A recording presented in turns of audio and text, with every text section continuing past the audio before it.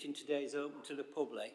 There is on the slipped in item number 6 a restricted item to do with the details of a lease, but that will probably be at the end, and I doubt that I'll have to ask people to leave, but I just need to say that. We've received 2 sets of public questions and no petitions. One set of questions was slightly behind the deadline, but I'm happy to have a go at answering the questions from Friends of Graves Park, and that's fine by me. Can I request mobile telephones, other such equipment switched off or switched to silent mode so as not to disturb the conduct of the meeting? Pause to check. There's no fire test today, so if there isn't an evacuation, please follow Town Hall staff out of the building, and the assembly point is in Tudor Square. I'm going to ask each member of the committee to introduce themselves and the presenting officers. So I'll just start with Fran. Councillor Fran Belbin for Firth Park Ward and Deputy Leader. Councillor Zahira, Councillor for the Darnell Ward. Yes, Councillor Douglas Johnson, City Ward. Yeah, Councillor Richard Williams, Member for Stanlington Ward. Sarah Bennett, Assistant Director of Legal Services. Good morning everyone, I'm Tom Smith, I'm Director of Operational Services at the Council. Good morning, Nathan Rogers, Head of Facilities Management. Are we expecting Ruth? Is she? Don't know. We don't know. Okay. Thank you, Chair. I'm Amanda Clayton from Democratic Services.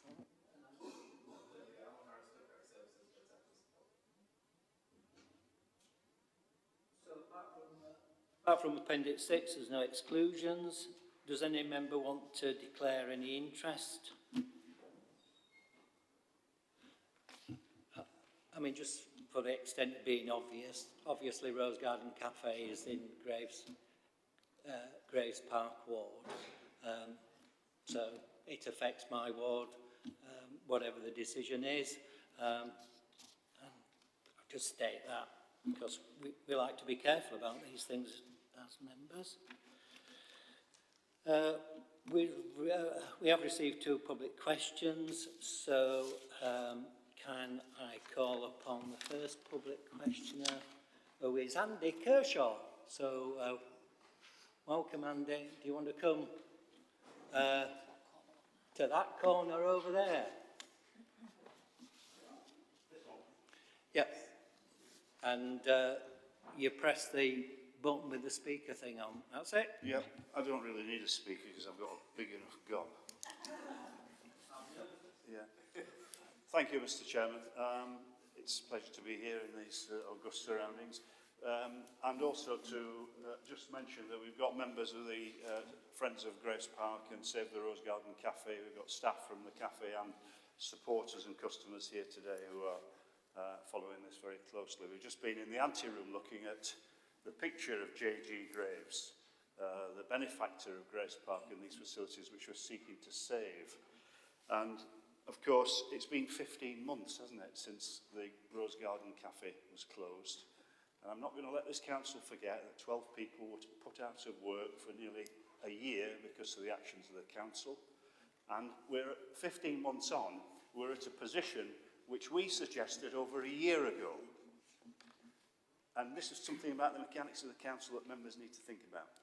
We suggested a partnership agreement going forward to raise funds for this cafe so that the decline would not continue. And yet, here we are on the cusp of another winter, and the parlour state of the cafe continues to deteriorate.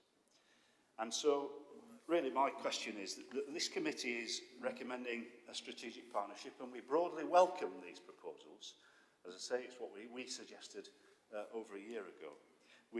You're recommending a strategic partnership with an independent chair to take the fundraising forward and the repair and restoration of the Rose Garden Cafe. And so I want to ask members also, in terms of the finances around that proposal, does the council and the Parks and Countryside in particular, proposed to put forward an allocation from its own capital programme. I follow the Finance Committee and Strategic Resources Committee, and I see the work going on in other parks in Sheffield, improvements to facilities, improvements to pitches and fields and buildings, and that's all from the Council's capital programme. Why is Parks and Countryside not seeking allocation from the Council's own capital programme? And why, when it was brought to the Council's attention that it retained responsibility for repairs and maintenance to the Rose Garden Cafe over a year ago, 15 months ago, as we say, has it not undertaken any proactive repairs or maintenance in those 15 months? So we brought it to the Council's attention that you were responsible for the repairs and maintenance. And then here we are 15 months later, no repairs or maintenance has been done in that cafe. Why? Why? Questions now. Well, let me just finish the question. Yep. Since the closure of the cafe and the limited reopen, it's yet another example of the Council's neglect and failure to fulfil its obligations under the lease agreement with the operator. And I'll be happy to hear the answers to those two questions. I've got three more. Yeah. So, the Parks and Countryside Service does not have a capital budget. Most capital projects are delivered using external funding such as Section 106, planning gain monies or grants. The Parks and Countryside Service will support the fundraising for this project whenever it can. Any decisions for the Council to allocate capital funding to the project would not be taken by the Charity Trustee SubCommittee. And I just want to say that that's a fact. They don't have, as it were, a free hand for capital spending. Most of the Council's capital programme, can be quite a large one, is delivered as a result of money got from elsewhere, and Parks and Countryside is no different from that. So, and Section 106 money is restricted as to where it can be spent, so it's earmarked for certain projects. And it's just a fact that we don't have much free capital, and the capital that the Council gets is from selling stuff or from making contributions from revenue. And against a fairly meagre sum of about £7.5 million, to my understanding, there's £50 million backlog of essential maintenance, and we could spend £200 million in total. And in truth, every member around this table could spend a few £100,000 quite easily in their own ward. So the report before us today and the recommendations have to be set in that context. Is my feeling about it. In terms of the maintenance, propping of the building, though significant internal external scaffolding was installed to mitigate any risk of structural failure. The cafe reopened with reduced seating capacity. It's actually hardly any seating capacity, to be fair. Surveys have been carried out. It's true that no proactive work has been taking place over the last year. It would be neat to see in the context of the options being considered. That's the options being considered today, and a budget set aside for the work. Detailed options for the work. The detailed options work is the route to identify the required budget to do the proactive work on the cafe, to bring it back into full use. The Council will undertake any reactive work required to ensure the cafe continue to operate safely as it is currently. The Council has spent £110,000 to protect the building since July 2022, mainly on the cost of emergency propping, and weekly inspections of the scaffolding are carried out. I just happened to have a meeting in the park on Monday with the local parks manager, and I did raise this very point, and the manager, Catherine, she will actually take a look at if anything needs doing, but I would set that answer very firmly in the context of the report that's before members today. Do you want to continue, Andy? Yeah, thank you, Chair. Just turning now then to the strategic partnership that's being proposed. It's a good idea, we welcome it, but there are some questions and worries about it. What happens if the strategic partnership fails to secure the necessary funding to undertake all of the repairs and restoration costs? It's a risk. It's a huge risk for anybody who's party to this partnership. It's a risk for the council. It's a risk for the community organisations who haven't got the resources and the ability to raise huge sums. We will swing behind this campaign. We will make sure that we have a presence in the park, that we fundraise, that we put bids in. Caroline Dewar from the Friends of Grace Park is quite good at putting funding bids forward, and we missed an opportunity last year because of the delays to this plan. Does the council then, and we recognise that these proposals are only paused, the demolition is only paused and not scrapped. We've been campaigning for demolition to be scrapped, and yet we see in the document that demolition is only paused because it says options 1, 3, 4 and 5 will be paused. Now, this is seen by us and as the campaigners and the Friends of Grace Park as really as bad faith. It's the sword of Damocles continuing to hang over the Rose Garden Cafe. And so we want the concept of demolition to be removed and taken off the agenda completely, not just paused. And fifthly, will the committee sanction the Rose Garden Cafe partnership seeking alternative and cheaper quotes for the work outside of the somewhat breathtaking costs which have been quoted for the repair and restoration of the building? We've seen the costs from each of the professional service departments, architects, planning, blah, blah, and so forth. None of these costs have been measured against any kind of independent standards. And so I think it would be only fair for that partnership to be given the freedom to seek independent quotes and estimates for the work. I understand the issue about jobs in the council and the £475 million worth of cuts you've had since 2010 and the £47 million worth of cuts you've got coming next year. But we want the opportunity to bring the cost of this salvage and restoration work down. And sixthly and finally, will the committee now proceed to the task of working together with the community to get things moving and not waste any further time or expense with a costly consultation exercise, which will not give it any greater responses than the 11,000 signatures that we managed to get to our petition. Never in the history of Sheffield Council has a consultation exercise had 11,000 responses. And councillors have got this power today to say, no, let's not have another year's delay while the cafe continues to deteriorate, because that's what will happen. This consultation will take the best part of a year. And mark my words if it doesn't.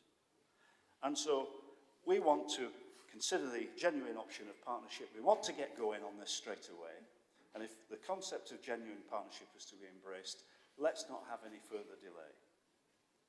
I'd be grateful, obviously, for your answers to these questions and any others that members might wish to.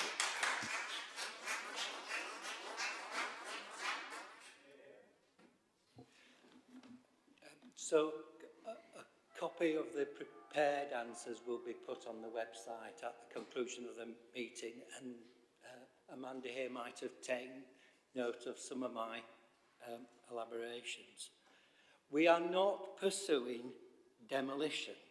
The proposal is for the partnership to develop a strategy for restoration which will be brought back to the committee for a final decision. If I draw your attention to page 10 in the report pack, and having just done that, people haven't got the report pack, everybody here, so I'll just say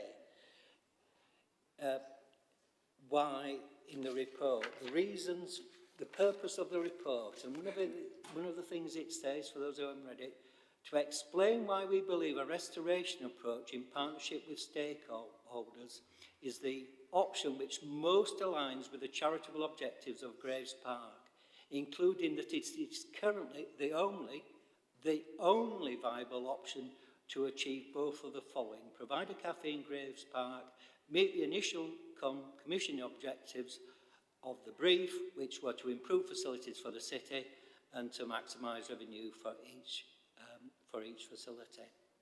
And recommendation number 1 before members today is that the proposal for Sheffield City Council, in partnership with stakeholders, to develop a strategy for the restoration of the Rose Garden Cafe building, options 2A and 2B, so partial restoration, full restoration, which I understand both the Save Rose Garden Cafe campaign and the Friends of Graves Park are committed to making this work to the best of everyone's ability, pausing work on a replacement building approach, the other design options, and a limited works approach, which basically is the rest. So restoration is the option on the table.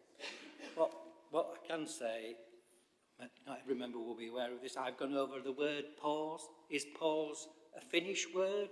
Does it imply a short period of time? Would cease, suspend, stop? Can you stop something and start again if it doesn't work out? But that is not the answer. The prepared answer for me is, however, to be absolutely clear, that demolition and do-nothing options are not options that the council wish to pursue. They're not options that the council wish to pursue. That's the important thing. It requires not, please, I might be the world's worst at raking over the past, maybe with good cause. It does require now ice front. The only focus of this report as we start today is actually restoration. And all efforts will be applied to restoration.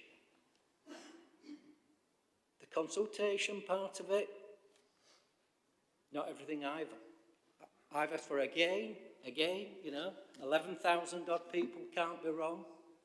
It's not that easy to get that number of signatures on a petition, even though the report's quite right about what it says about petition gathering. 1,688 of those were paper signatures. I've asked through the WhatsApp group for this Save Rose Garden Cafe, you know, what sort of response did people get? I'll draw that to the attention of the officers who were working for this project. But, yeah, nobody did say, oh, it doesn't really matter, we'd like a different building. So, you know, we're all aware of this now, and that is the position. I don't know if I could be clearer, and I might have missed my script. Yeah, the strategy for restoration could range from light touch internal refurbishment, option 2B, to full refurbishment. It will be developed through a range of activities, which include establishing funding sources. Should it become the case that restoration approach is no longer feasible, there may be a need to provide a cafe to be reviewed. That's not about the need actually to provide a cafe, because members are committed already to providing a cafe in Graves Park. Just remember the bit about I was saying about how meagre funds are compared to the scale of the need across the city, not just in Graves Park and not just in parks and countryside. So it's got to be set in that context. But we're not talking about that. We're talking about absolutely clear that demolition and do-nothing options are not options that the council wish to pursue, and we are not pursuing demolition. It also says in the report, and I apologise, in section 321, that as detailed in the report, we also agree that consultation on all design options is not appropriate. We do, however, recommend a proportionate public consultation is designed and undertaken by the partnership to provide different ways for the public to engage and participate in the future of the cafe, whether this be workshop, events or surveys. So whatever the consultation is, and it's promised that it will be co-designed by the partnership, it's not about demolition. Now, my hope, and I hope it's shared by members, and I'm grateful for members and officers who have contributed to this, and to the people who have campaigned so vigorously to saving the cafe, is that he doesn't come to anything else other than restoration. And I don't think that answer could be clearer. In terms of the consultation, I think I've covered that, and it's in the report. You had some more questions, Andy, but are you no, is that right? Thank you. Rose Garden, Friends of Graves Park then, Caroline, if you want to ask your questions.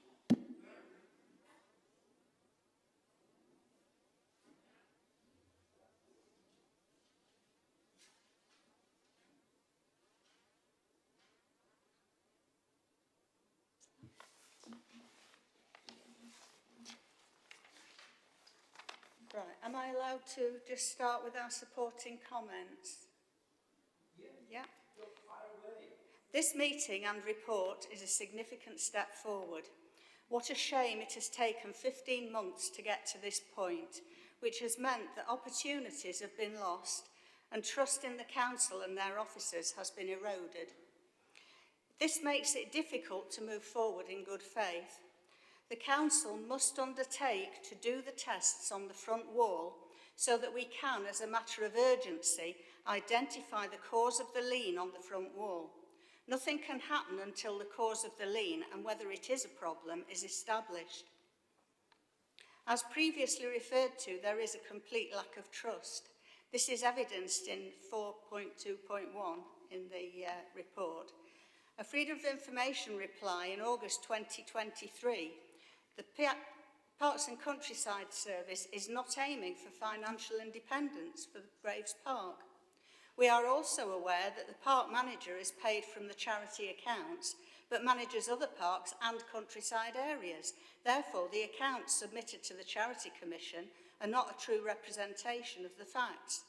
The land under the animal farm was given to the charity after the council illegally sold part of the park. Now it seems that the charity is bearing the enormous costs for the farm after the council has allowed it to become something that can't pay for itself. Given these facts alone, it's not possible to say the park doesn't cover its costs. The Rose Garden Cafe building did not fall into disrepair. The council failed to maintain it despite receiving a rent and profit share. This whole situation has been caused by the actions, delays and obfuscation of accounts by the council. The council must rebuild the trust and ensure smooth relations in the future. This is very important because it's not just about the council's resources, but the hard work of volunteers, their expertise and fundraising. There is a petition of over 10,000 people supporting this way forward, 11,500 plus including paper signatures. In not an insignificant number recognised in the report. There has already been so much delay around the cafe. The process will be further delayed by an unnecessary public consultation. The Save the Rose Garden Cafe and Friends of Graves Park can represent the community as they consult constantly with the users of Graves Park about the cafe. This will also remove another financial cost. Our questions are, is the council now taking demolition off the table and going to start working with the Friends of Graves Park and the Save the Rose Garden Cafe group to refurbish the Rose Garden Cafe building? If so, when? Can the council, as a matter of urgency, put together a business plan with the Friends of Graves Park and the Save the Rose Garden Cafe group before the end of this year? Will the council undertake to do the tests on the front wall so that we can, as a matter of urgency, identify the cause of the lean on the front wall? Since there have been numerous delays already, can we accept the petition of 11,500 plus, this includes paper signatures, the public meeting and the Save the Rose Garden Cafe movement as a consultation to avoid any further delays to the process? And finally, does the council accept that the Friends of Graves Park Executive Committee according to its constitution, has the power to convene public meetings and in any other way elicit the view and interests of those who use the park and of other interested members of the public concerning the maintenance and development of the park as a public amenity and promote the objects of the charity, and provide a recognised channel of communication between the community and Sheffield City Council, the council, on matters relating to the park.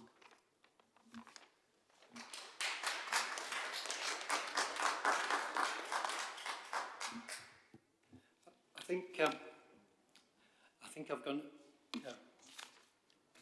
I should think before I speak. There was just a couple of points, just actually going back to Andy Kershaw's questions. He made a point about what about the gifts people have offered. Various people have come forward and say, I can do things to help. Now, the council has lots of rules, and that's the way it is as a public body. And sometimes people might think they get in the way. But I've had a conversation with the officer leading on this, and it goes, well, what if somebody offered us 100,000 bricks for free? How would we handle that? Now, I just want to assure you, that's not something that's going to be looked at now, next week, as a result of, consider it, we're trying to find ways in which we could legally, proportionately, correctly, and meet all the rules and regulations, accept working kind, gifts in kind, somebody offering to re-roof the building for nothing, that sort of thing. I think you can confirm that, can't you, Nathan? It's been, how are we going to be able to do this, if we can? Yeah. So that does that. I think I've dealt with question one, really, about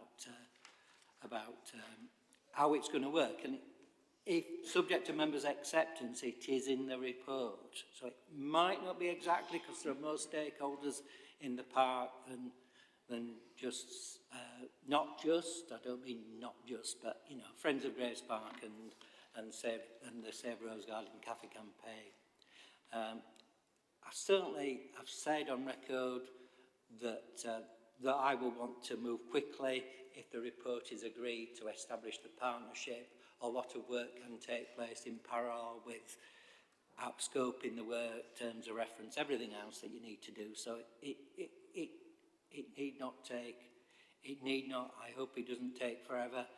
I said I because I didn't want to preempt a member's discussion, but it might be we at the end of this that we will want to move quickly. I think I've gone over the petition and how it's been signed, and I think officers are aware of that, which is question 1 and 2. The whole object of the partnership is to actually put together a plan, and the money to restore the cafe. You know, certainly at the public meeting right at the get-go on this, I stood in the park, and as well as saying I wasn't really keen on this committee, I also said no to demolition like everyone else. Save the cafe, restoration is the plan, and that seems to me to be the plan now. Yeah, I'm glad to know. I mean, the council works with lots of partnerships. I'm particularly keen on recognising the slightly different position that charity status gives some of the park's estate. It's good that the Friends of Graves Park have powers in its constitution. It's not exactly directly anything for us to take a view on, I would suggest, because you're an independent body. The wall, this is my personal view on the front wall, and I've lived near that cafe now for 38 years, and I look at it today. I've looked at it a lot recently, and that front wall is definitely bowing. It's definitely sagging and it's in a problem. And I don't recognise that as something that I've noticed particularly in the last 38 years. So, and I'm not a builder or anything of the kind, or a structural engineer. I think that front wall has possibly been subject to progressive movement. And the structural engineer engaged by the council drew us a little diagram in one of the meetings that we had together with the campaigners and officers, and basically said the design of that roof, it makes it inevitable that there's going to be a front force on that front wall because of the way in which it's configured. It's not tied at the right level. I think that bit's correct. I also think that in order to establish all this issue about the plates and the state of the roof and the roof timbers needs inspection and removal of material. So to me, personally, I think it's a recipe for more delay, to have more argument about the exact state of that front wall. And indeed, I've gone around saying that to the public, or anybody who's asked me. But here's something in the report. The Friends of Groves Park suggested a conservation accredited engineer, a care engineer, be appointed to undertake a survey of Rose Garden Cafe. A care accredited engineer could also be a partner, providing valuable professional advice through the design and delivery of the project. So, blow me, having gone about saying, well, I don't think a care engineer will add anything, that's my advice. That's in the report, that could happen. And that's one of the things that Friends of Graves Park have asked for. So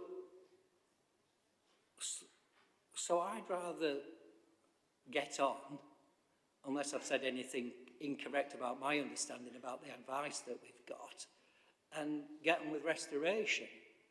Now I invite Nathan O'Ruth to say, is my basic understanding of the physics of the roof and the engineering correct?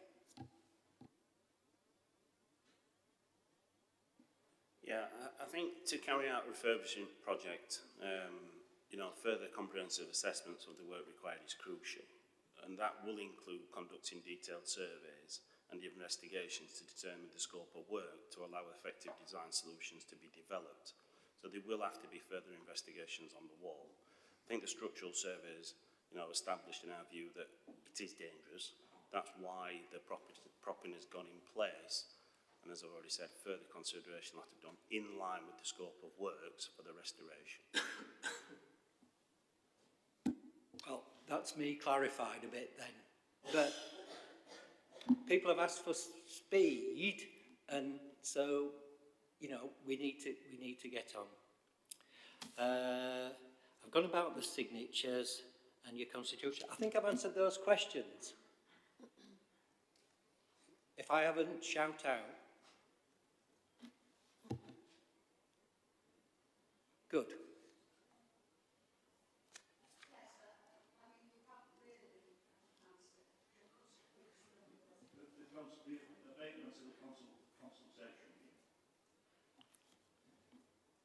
So, sorry. This thing about the lean on the front wall, we've been discussing this for the past year. We had our surveyors do an independent survey. They used the information from the council's structural engineers, as well as talking to the council's structural engineers. And at the moment, I realise that you haven't been involved in, although Ian has, the rest of you haven't been at all these meetings, this plethora of meetings we've had over the past year about the structure. But our surveyor is fundamentally saying that where the lean is on the wall, and I know it's a technical thing, where the wall is leaning is near the top of the wall, as I understand it, rather than at the base. The council is claiming that the whole of the front wall needs to be rebuilt. What our surveyor is saying and has kept asking for is for tests to be done on the lean. Having said that, he said it is not leaning from the bottom, so that means there's nothing wrong with the foundations as such. It's near the top of the wall, and it's to do with the way that the wall is tied in. We don't know until they do the further tests. And we've been asking for those tests to do. And to be fair, the independent structural survey that was done way back in August 2022 actually recommended that those measurements be taken. And they still haven't been taken. And in the meantime, the council's put so much scaffolding on the inside and outside that you can no longer go and look at it and measure it. So, well, Nathan's given an answer. Oh, and Tom wants to just dive in. Thank you, Chair. Just really briefly. So, I guess a point of clarification is much about the survey work that's taken place so far, because this isn't an opinion of the council officers or even the facilities management officers, employed by the council. We are working on the basis of a commissioned structural engineer, and this is their opinion that we are working on the basis of. A different structural engineer commissioned by friends of may disagree with that assessment, and we've got to somehow come to an agreed position, haven't we, on that? But it's not the council's structural assessment, it's the assessment of an independent structural engineer that the council commissioned, and that's the basis on which we're working on. What I would say is, as we work through, and we'll get onto the report obviously shortly, but as we work through this, these are all, everything we've heard this morning are all really fair comments from the people who've asked the questions this morning. The reason why we want this partnership is because we absolutely fundamentally acknowledge that there are points of disagreement between, our surveyor and your surveyor, the council officers and you guys. And the point of having the partnership is to get us to a position where we can all agree and we can move this thing on. Because at the moment, because we've not managed to do that, we're stuck a bit, aren't we? So I'm really keen, if we need to do further survey work, we will do further survey work. As Nathan said, in order to get to the position of really, getting on with the work, we're going to have to do some more detailed work on that. We are genuinely committed to that, and genuinely committed to getting to a position where we all agree what the way forward is on this, because we just want to unstick it and get on with it, same way that you do. Sorry, Chair, just that one point around the consultation, and I think you answered. So consultation is covered in the report. Consultation's not about demolition. Consultation's not about rebuilding. Consultation, proportionate consultation designed by the hopefully to be established partnership, is about what sort of things people might want to see in a restored cafe, is my understanding. It might be covered though in the presentation, which I'm probably stopping officers getting on with, and members having their say. I think, to the best of my ability and belief, I've covered the questions. Yeah. So,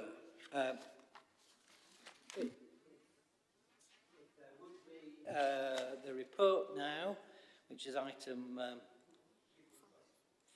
5 on the agenda, Rose Garden Cafe.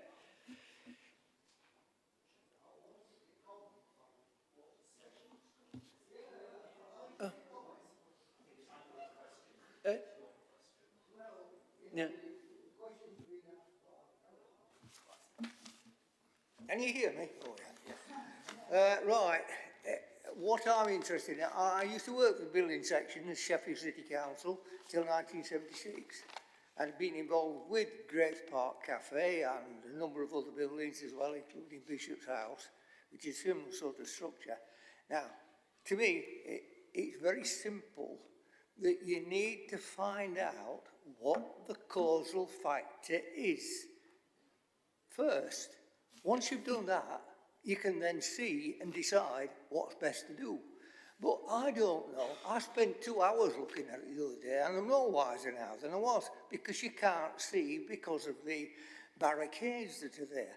Now, I'm not asking for the earth. What I would suggest, if I was in the building section now, is that we make structurally sound, so it's safe, inside, so that the rafters are held in position, so that you can work safely, and we take a section of the soffit off and a section of tiles to see what's wrong.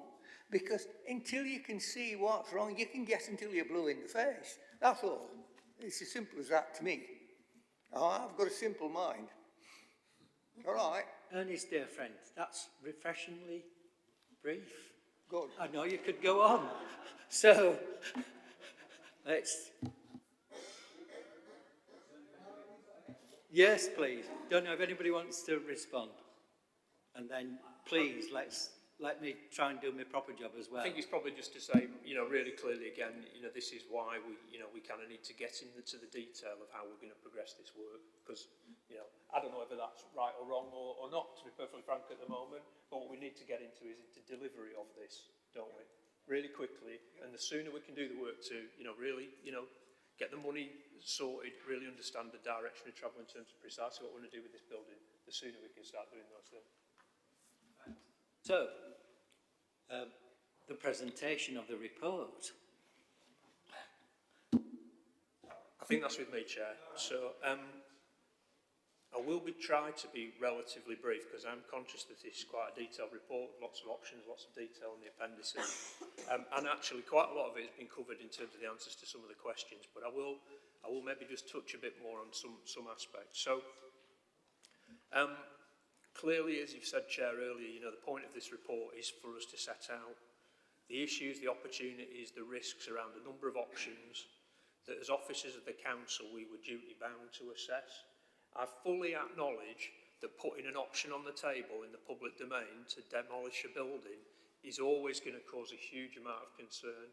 What I would want to say, though, to the members of the public here and obviously to members is that as officers of the council, we are always duty bound to explore every single option within, that is there for us.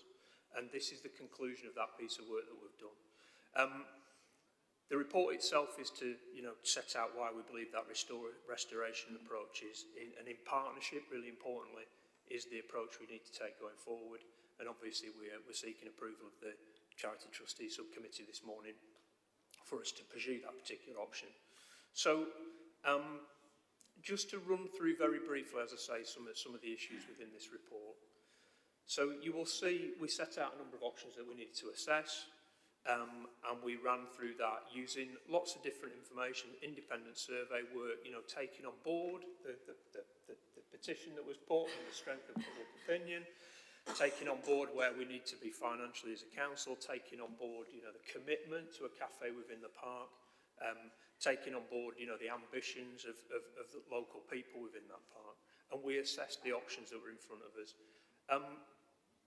We have had a really good look at making sure that whatever we do going forward meets the charitable objectives of the council, really does deliver social value, financial value, etc., etc. And also looking at whether we can do stuff around carbon impact and other things. Again, what I'm saying to you, I suppose, is that as officers, again, we have to assess this properly. We have to set out the full range of reasons why we will make a decision for this committee so that the committee can make the decision in the light of all the information that's put in front of them.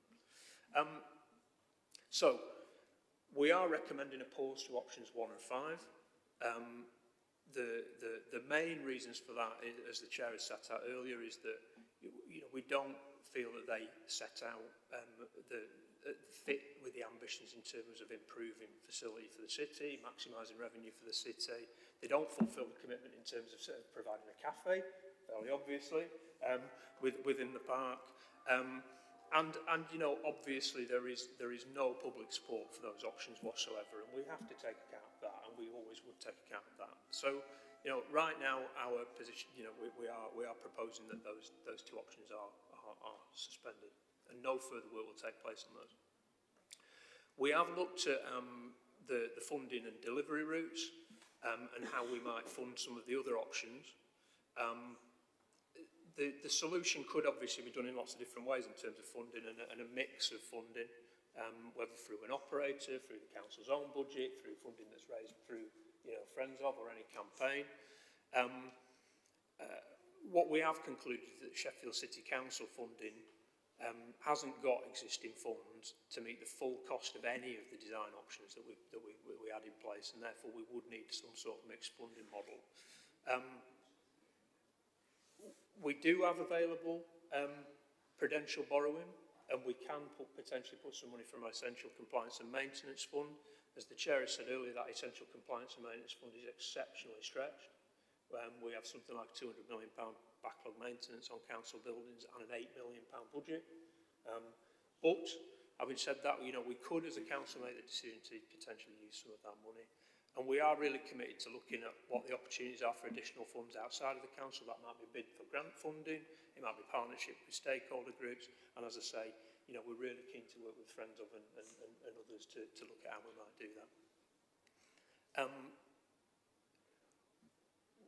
In terms of options 3 and 4, so there were some options around potentially replacing the building completely. We've done that work, and the estimated cost is something like £1.5 million for a replacement building, and that would be financed through prudential borrowing. And it would probably need to be done through some sort of long-term commercial development agreement with an operator, given the council's financial position. We've done some work on that, and you can see it in the appendices. But given that information, we're recommending that those options are also paused, given the financial impact of those. And again, given the strength of public opinion that the building needs to be restored, and given the petition and all the work that you guys have done. So our absolute focus, therefore, is on a restoration approach for the building. Is on how do we get to a position where the building is maintained, but really importantly, that the building is genuinely fit for purpose for the park and the cafe and for the people who use it in the future. So they're the recommendations. Clearly, we've taken account of things like the petition. We've taken account of things like the local listing, which does make a difference, obviously, in terms of, you know, the decision here today, and recognising, you know, that the building has age, architectural interest, historic interest, etc. So that's the recommendation in terms of the building and the restoration approach. Our second recommendation is obviously around a partnership to try and take this work forward. I think I said earlier in my answer to the question, I think we would all acknowledge that where we currently are, we need to do something different in how we are progressing the work on this building. I totally appreciate that, you know, the last 15 months have been really difficult for the operator, really difficult for you guys in the park, really difficult for the users of the park. And we have to find a way to rebuild the trust again between the council and yourselves. Totally, you know, acknowledge that. The way to do that, we believe, is through a partnership, an independently chaired partnership, where we can really get to grips with and come to a shared understanding and agreement as the best way forward with this building and the cafe and the park itself. So we are recommending that takes place. Just to very briefly then, the last thing I was just going to say is to just address the consultation question, which I know has been, which has been one of the key things this morning. So, as I said earlier, we would totally acknowledge the strength of opinion put forward as part and parcel of that petition. You know, 11,000 signatures is an amazing achievement, frankly, from you guys. It's phenomenal, being able to mobilise that level of public opinion around an issue. So, you know, we always would clearly take the weight of that petition as part and parcel of consultation. What we do want to do, though, is make sure that whatever we do with this building, it is, as I said earlier, kind of fit for purpose and meets the needs of all the park users. So the consultation, when we talk about it, we talk about proportionate, which is important, and we talk about, it's not a consultation, as the Chair said, about whether we're going to demolish the building or not. That's not the point of the consultation. What we want to do is to sit down and get into detail with park users and other stakeholders in the park and say, so if we're going to restore this building, how should we restore it? What should it have in it? What would benefit the users of this park? How do we maximise the money we've got to put a really, really good asset into this park and to, you know, make it sort of really future-proof for people? What extra benefit could we provide maybe outside of the building? What other things might we do in and around it that might make it more attractive to people? So this isn't a consultation about do we or don't we. This is a consultation about what. About what do we want it to be like. Now, to be fair, that's not what your petition did. So that's why we're talking about proportionate consultation, because actually we want to get into the detail of what the building will be like in the future, not whether there'll be one. Our focus is entirely on that there will be one, that we will restore the building. So that's where we are with consultation. The other thing I would say around consultation, and the reason it's important we do some of that work, is it does open up grant funding and helps us to support grant funding. It helps to support the council's decision potentially to invest in the building. If we can get extra value out of it and present a business case around attracting more visitors, it will help us to do, to actually get the money, frankly. The last thing I would say around that is that totally agree around pace.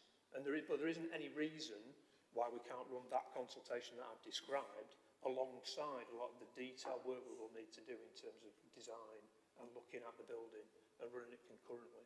So we're really keen to get this thing moving and get it moving quickly, and we're really keen that the consultation doesn't hold that up, and we're really keen that we work with you to deliver that consultation. You've said yourselves, Friends of Graves Park are, almost the delivery mechanism, frankly, for some of this consultation. And if we can get into the partnership and design it in the right way, I don't think there's any reason why we can't get this thing done very, very quickly.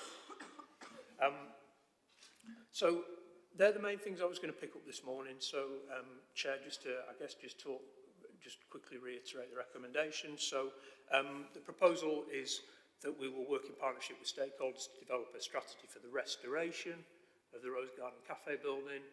We'll pause work on the replacement building approach and the limited works approaches, which are the demolition and the do-nothing approaches. That's the recommendation 1. And that we will use a Rose Garden Cafe partnership to create an action plan to develop a strategy for restoration, and that will include the framework for a proportionate public consultation, looking at funding sources to meet the structural remediation and refurbishment works, and agreeing a strategy around communication.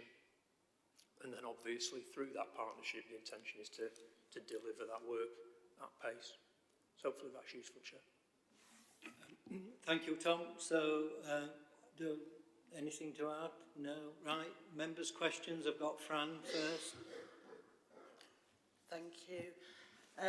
Thank you for the report, Tom, and thank you to the Friends Group and other campaigners who have come in to support the proposal for a partnership. I totally support a partnership proposal, and I do think one of the lessons of today has got to be that we have to be much more geared up to be looking for these kinds of partnerships. It shouldn't take 15 months to get to this point, to be honest. And there are so many things happening across this city where we are going to need to work in partnership with our communities, with our voluntary sector, with other organisations in the city. And that should be the first question we're asking, is who can we work in partnership with, rather than having to wait to get to this stage. I also wanted to, I think Tom's just made some of the points I wanted to make around consultation. I do think it's really important, actually, and positive move to have further consultation on this, so I appreciate the concerns that were raised. Having worked in this field of fundraising for charitable causes and so on, I think any major grant application will certainly need a further consultation to support it. That would be part of the evidence that they're looking for. So I do think it is worth doing. I think as well that we've probably got the opportunity to try some more innovative ways of doing consultations. It doesn't always have to be the survey on the website, and very much about working with people who are active on the ground and in the park. There's lots of different ways we can approach that, and I'd be really happy to explore that. We've got a report coming to the next governance committee that starts to recommend all the different ways that we can interact with our communities to get this kind of feedback that we need, and I do think there's some really good opportunities there. And I'd agree with Tom as well that that doesn't mean everything stops while we carry out the consultation. There is clearly plenty to be getting on with, not least resolving the differences of opinion between the structural surveyors. That we can, alongside consultation, we can be starting off that fundraising process.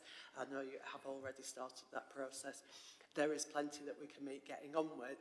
And I think the consultation is also, doesn't necessarily have to be called a consultation, but it's also a really good way of engaging more people with the project, getting more people involved who can be useful to it, may even want to donate 100,000 bricks or whatever it is. That is a positive way to do it. So I would see the consultation as an opportunity and not as a way of delaying things further, but very, very happy to support the proposal to go with this partnership approach. Zahira? Thank you for the presentation, Tom, and thank you to everyone who's here today. I just want some clarification on some of the questions that were asked. Is there an option for the partnership to seek independent quotes?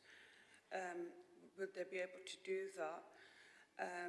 I did have written down, can we scrap the public consultation? But after hearing what Fran just said, I do agree. I think there does need to be some type of consultation, but it has to be short, quick and meaningful. We can't take another year consulting people again. 11,000 plus people have already told us their views. So, you know, that has to be taken into consideration. If we are not pursuing a demolition, why can't we take the word pause out of the report? I understand what you're saying, Tom, but if that's not an avenue we're going to pursue, then does it really need to still be in there? Because I can understand that it's causing anxiety for people. 15 months to get here today. I agree with what the speaker said.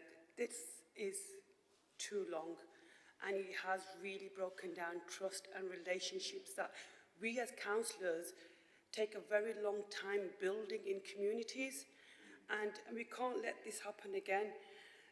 We must make sure that we deal with issues like this in a timely manner. I would really like to see key milestones and actions so to ensure that, you know, this work is carried out really quickly.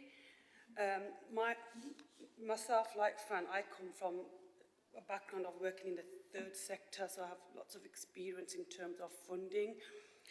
And so I just really would like to understand how long will it take to establish funding sources, because that process itself can take a long time. So sometimes when you put an application in, by the time you get a decision, you know, that can take months. So, you know, what are we going to do to support the Friends group and the campaign group in ensuring that they are signposted and supported in all the different funding bids that they can apply for? Thank you. Councillor Naz. I hope you had a really good holiday, but I'm rather sorry you've been absent through some of these pre-briefs and chit-chats that have been going on. Sarah here has a legal answer to the pause word. Thank you, Chair. Yeah, I'm sure there are other aspects of what Councillor Naz has said that Tom will want to reply to, but I will just pick up the bit about why demolition can't be completely taken off the table at this time. Essentially, from a legal point of view, I can't allow you to do that because you don't have sufficient information to make that decision at this time. There are too many unknowns about what might happen next for you to categorically rule that out at this stage. Yeah, from a legal point of view, that's not an option available to you as a committee because there are unknowns about how much money might be able to be raised. What exactly might come out of those further discussions with surveyors and so on. Even how much it might cost, because I know there are estimates in the paper, but they are feasibility stage estimated costs. It's essentially a desktop exercise, I think, without wishing to be disrespectful to the individuals who've undertaken it. So it's not that we've been out and got quotes as such at this stage. So there's a lot of unknowns.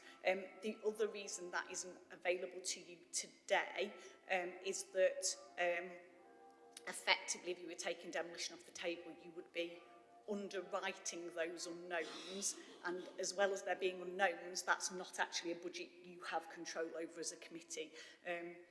That would sit with Finance Committee as part of the capital programme, although because of the unknowns, if I was sat here today talking to Finance Committee, I'd also be telling them they don't have the necessary information to make that decision. So that's why we can't take demolition off the table at this stage. But I think officers have been very clear that's not an option they're spending any effort on whatsoever, or want to spend any effort on. And if the committee today votes for restoration, that's where the council's efforts will be directed. Tom. Thank you, Chair, and thank you, Sarah, for that. I'll just to address some of the other parts. So, the independent quotes question. I think this is probably a question for the partnership actually. So what Sarah's just described actually is that a lot of the work that's been done so far is based on, you know, independent assessment, but is based on assumptions about the current market in terms of some of these things. You know, if the council went out to buy and purchase somebody to actually, you know, to do this work, clearly we would get quotes and do it through a procurement exercise. Clearly we're really happy to work with local partners to see if there is local provision in terms of, you know, social value and all that sort of stuff. So I think for me this is genuinely about us understanding through the partnership how we get to the delivery of this. And one of the ways of getting to the delivery of this is working with you guys potentially to identify who might deliver the work and how we might procure it, and potentially even the partnership being part of the procurement, so that you are satisfied that we've undertaken best value in terms of how we've procured it and how much it costs. So, you know, there is what we're really keen to do through this partnership is to be really, really open and transparent as much as we can around costs and quotes and everything else. That's the point of the partnership. That's the reason why we're doing it. And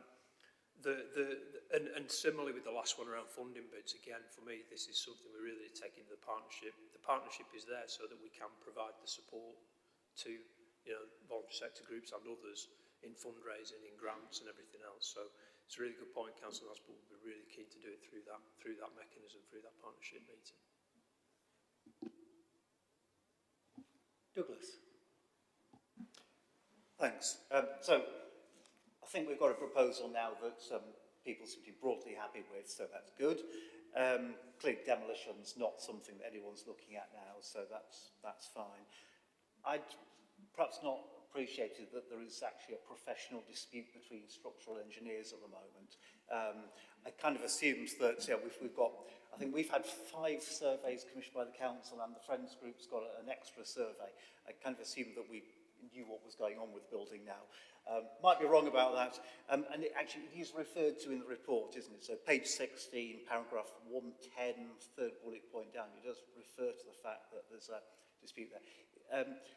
It's quite helpful that came out in the public questions today, because that does give some focus to the first task of the partnership group to work out what actually needs to be done with this front wall. I think all of us can see that the wall leans out like that. You know, so that's probably not in dispute, but what's underlying, and whether it's all bends out or whether it's a straight lean is probably critical to that, what needs to be done there. So I'm guessing that, I mean, structural engineers will be used to dealing with professional disputes, can usually come to some resolution, so probably need to get the 2 people in the room and talk through what's best done. And I think that's going to be important because it's only when you get to that point about people who actually know what they're talking about to be able to say what needs to be done that you then know when to go out and get quotes. So the figures we got in here are quite alarming figures, but it's important to note, isn't it, that they're cost estimates, so we just got a broad envelope there. It may well be that the quotes will come down, and I guess we'd all be looking to have something that's as cheap as possible. I think there probably is a role here, isn't there, for Friends Group to see what you can do. A, to raise funds, and B, to sort of draw on all the sort of knowledge of people, you know. It'd be great if we could have, say, a local building company who would actually come forward and put in time or materials or both, and that would be a really good outcome of partnership. Because I'm also conscious that whilst it's perfectly legitimate to have, you know, lots of demand for the council to put in, you know, what's still going to be a lot of money, Grace Park is still a park in a relatively affluent area of the city, and all the money that goes into there means it's not available for elsewhere. So the more we can draw on from the community, you know, is a really good opportunity to, you know, have a good outcome there. I did want to ask, so we got some figures on the finances for the capital work that's been done. Do we have any indication of how much it's costing us to do this? Have we got provision for things like, you know, appointing an independent chair that's been talked about? So is that covered? Is that going to be held up by a further decision on trying to find some resources to do that? Or are we okay with that aspect of it?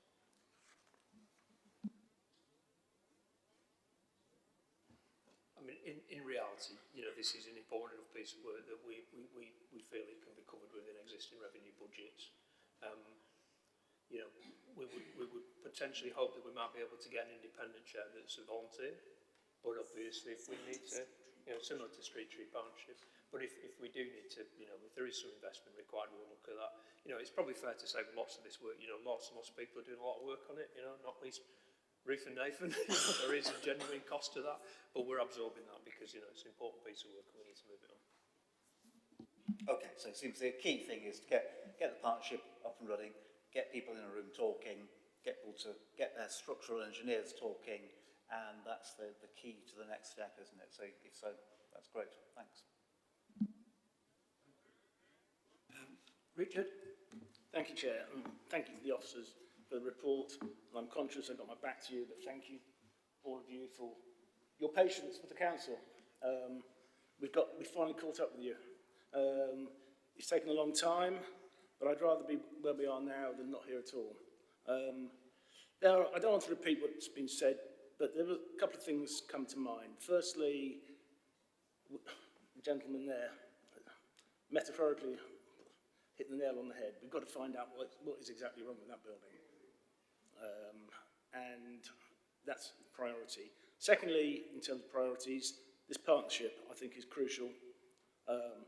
And my only voice of caution is I've been involved in this type of thing before, and if you don't get a full understanding of the terms of reference of the partnership at the start, all you end up doing is bickering amongst yourselves and getting nowhere. So I think that's very important that everybody from the council side, from the partnership, community group side, understands what is that partnership, what it can do, what it can't do, where it has powers, where it doesn't have powers.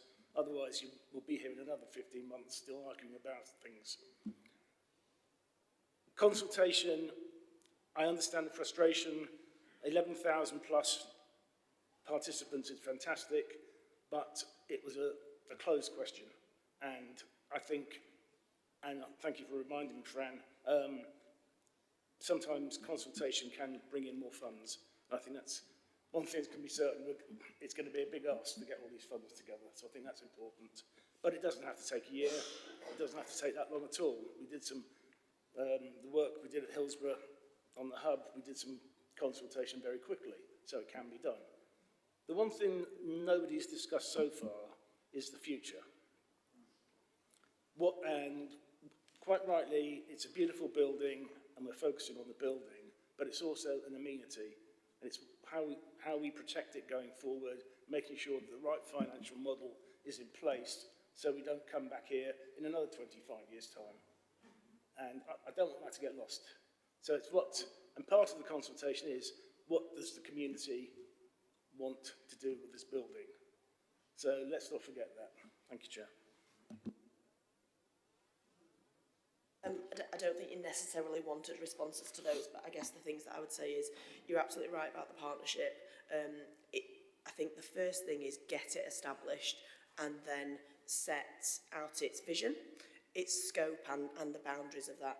And I think you're right about that point about making sure that future plan is in everybody's minds, including the partnership. Once it's delivered, once the cafe is restored, what are the expectations on everybody? Is that understood by everybody so we don't end up here again?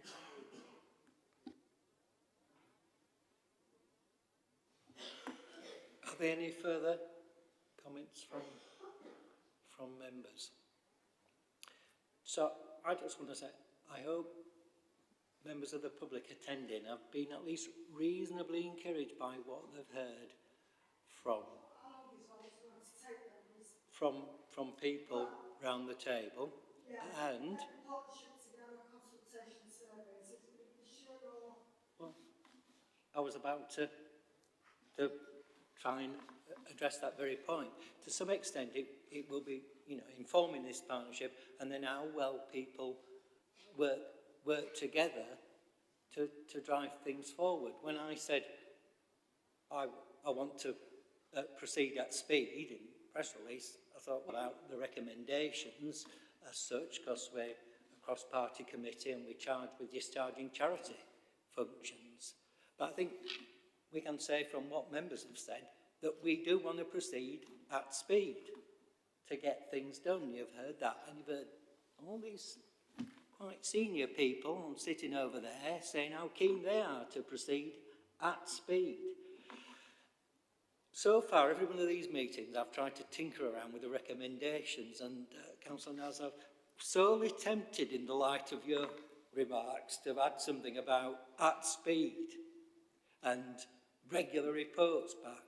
I'm sure if it doesn't proceed at speed, there'll be a lot more of you good people in the room saying, well, what do you call speed, Councillor Auckland?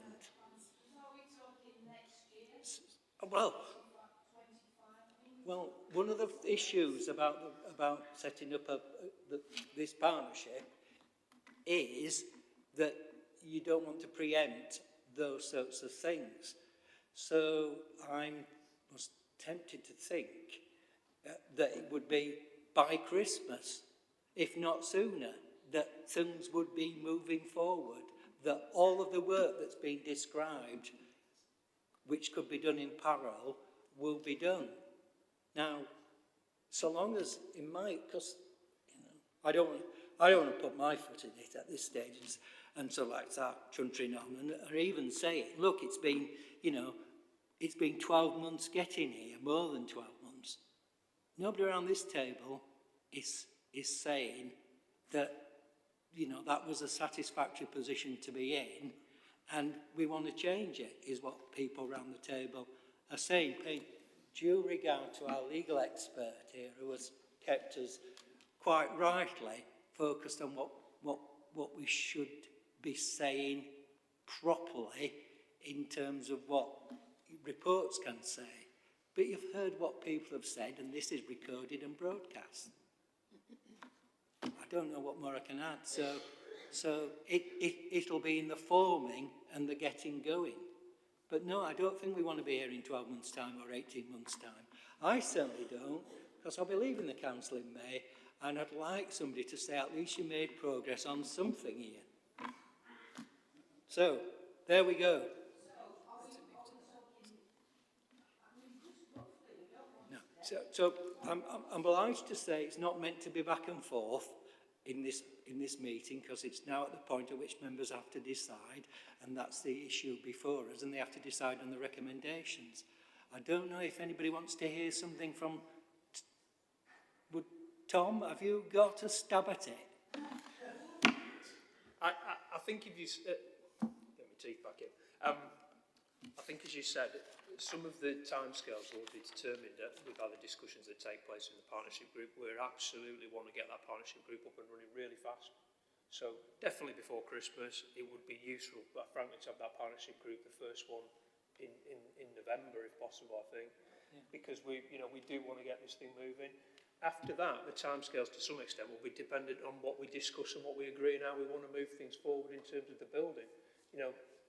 The money is a key thing, as we've discussed a lot this morning, and finding that money and finding a way to get that money to do the work is going to be the big focus, I think, initially, alongside the decision about what we actually want to then spend that money on. We can run those two things concurrently, but that will take a bit, that is going to take a bit of time, isn't it? Probably appreciate. And I think until we have the initial discussions in the partnership, it's hard for me to say, well, okay, by X date the building will be open again, because we don't yet know what we're doing with the building. We're going to restore it, but we don't yet know what the scale and scope of that is. Next meeting is the 27th of November of this committee. It's the official meeting. And I really am now sorry, because I'm quite happy to have a bit of interplay, but it's not, genuinely, maybe we should do things differently, but it's not quite how we manage things in these formal parts of the meeting.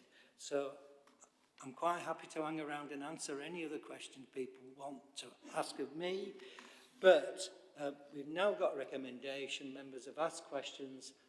I don't know if anybody else wants to add anything as a statement at this point. No.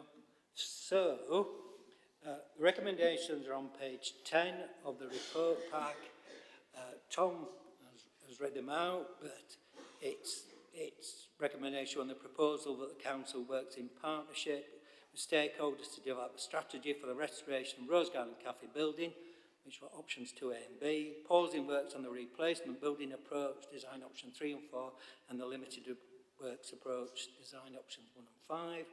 and that this partnership be established, creates an action plan, framework for proportional public consultation on the Rose Garden Cafe, establish funding sources to meet the structural remediation and building refurbishment works, agree a strategy for public communication, and then proceed to carry out the agreed consultation and implement the agreed communication strategy in order to inform the strategy restoration that will be brought back to the committee in due course.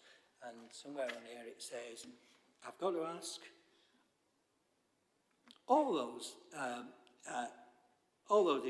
if every member is in favour of the recommendation, can I ask if there is any dissent? No dissent.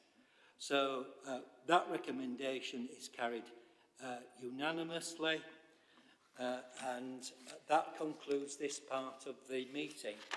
There is one other item on the agenda that snuck in, I think partly on grounds of urgency, which is to do with the surrender and re-grant of the lease of Abbeydale Industrial Hamlet. There is a confidential part. If members want to refer to that, I'm afraid I would ask people to leave the room. Does anybody want to? No. So if anybody wants to hang around and ask any questions, you don't have to leave the room, and we won't be long, I suspect, with item 6. Who's introducing item 6, surrender re-grant of the lease of Abbeydale Industrial Hamlet?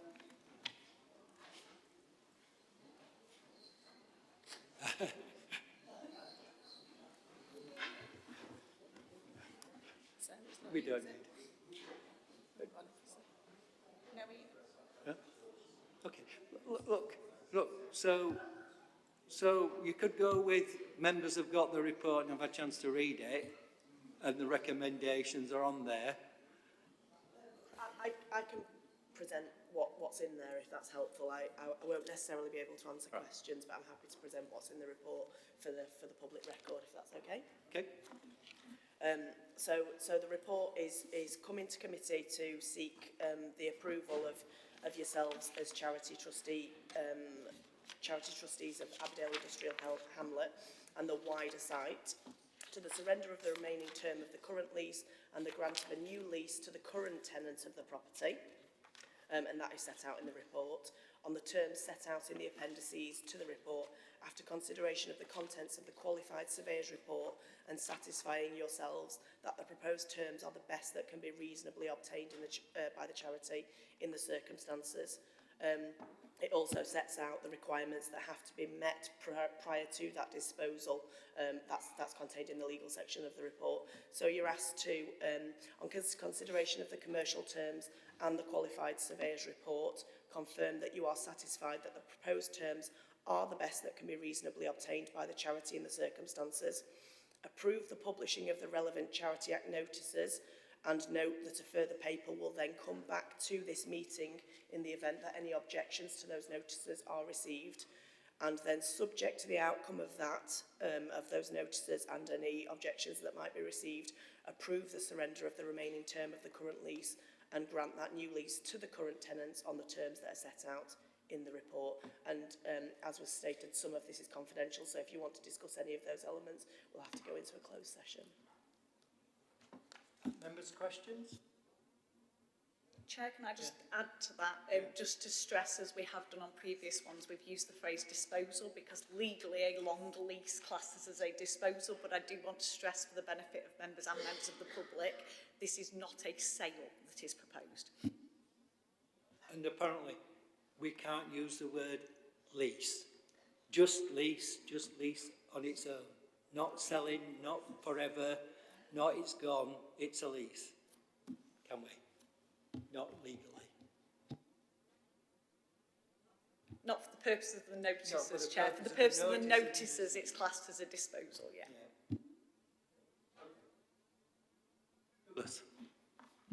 I'm perfectly happy with the proposal here, so it's what the recommendation is. It's a sensible thing to do. Just wanted to pick up on just making sure we get these things right, given that we're being asked to do a fairly technical sort of thing. Just actually name it, I mean, as it says in the report, it's Sheffield Museums Trust. It's just Sheffield Museums and Galleries Trust, isn't it? Are we clear about who we're actually granting the lease to. Just want to be clear about that. Sarah, you've got your finger on the buzzer. I think it is now Sheffield Museums Trust, but I will, if you give me 2 minutes, I'll just double check, but I'm pretty sure I've already checked that.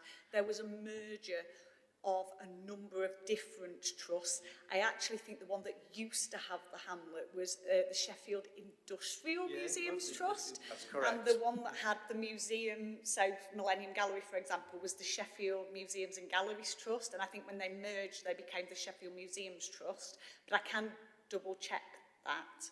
If you give me a second. That's fine. I'm sure it'll be done in the official lease. I just want to pick up on those sort of technical. Just the other thing I wanted to ask is on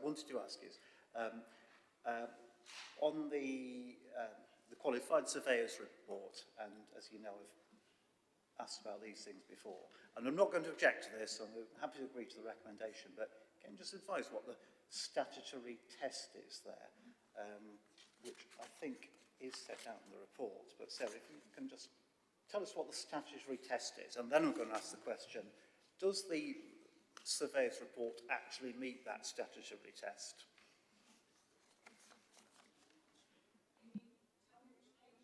Yeah. So I think the statutory test is, in fact, it's in the recommendations. What we have to be satisfied is that from the proposed terms are the best that can be reasonably obtained, which is fine. I think that reflects the statutory test in section 119, doesn't it?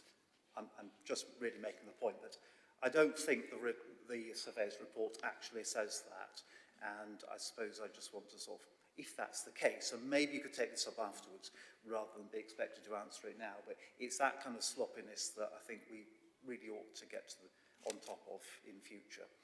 I'll perhaps just leave it there. I don't need an answer from you now, and so it's not going to affect the decision that I will vote for. But maybe you could take it away, Sarah.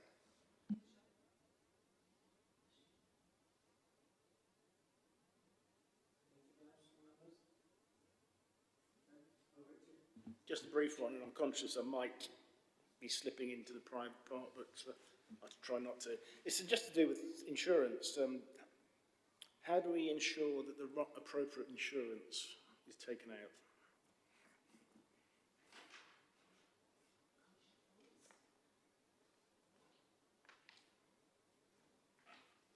We can ask that it's a condition of the lease.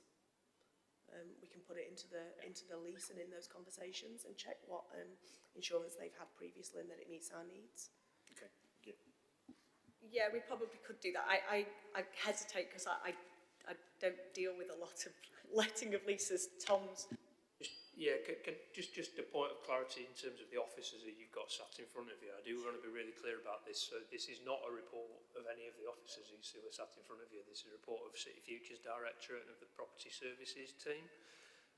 I think any questions like that, we would have to defer to that team and ensure they pick them up as part and parcel of the negotiations around the lease and other things. So if it's useful, what we can do is if members are minded to agree the proposals, then clearly I'm happy to with Sarah, maybe just to outside this meeting ensure we engage with property services to ensure that the issues you've raised are fully addressed as part and parcel of the proposal. Yeah, I think all I would add, Chair, is that certainly in commercial contracts, we ask for copies of insurance, for example. I don't know whether that's the convention in property leases, but it's certainly something that we can take up. I can only assume there's been some miscommunication or unforeseen circumstances that property services aren't here today to present this report themselves. So whilst we're on the subject of flagging up things that aren't quite right, I'm just going to flag up a similar item. Paragraph 1.8 makes clear to the committee that the proposed lease will require the lessee to repair and maintain the historic monuments, etc.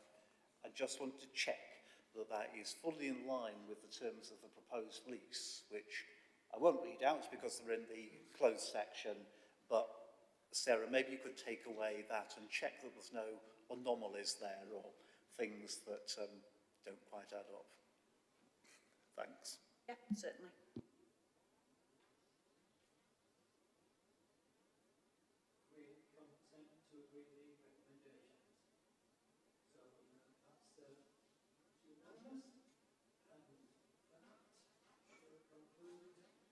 That's unanimous, and that should conclude the meeting. And I'm grateful to members attending today and to officers and for the hard work and getting us here to this partnership proposal. And if I've gone on too much, I apologise, but it's, I guess, a habit. Thank you very much all.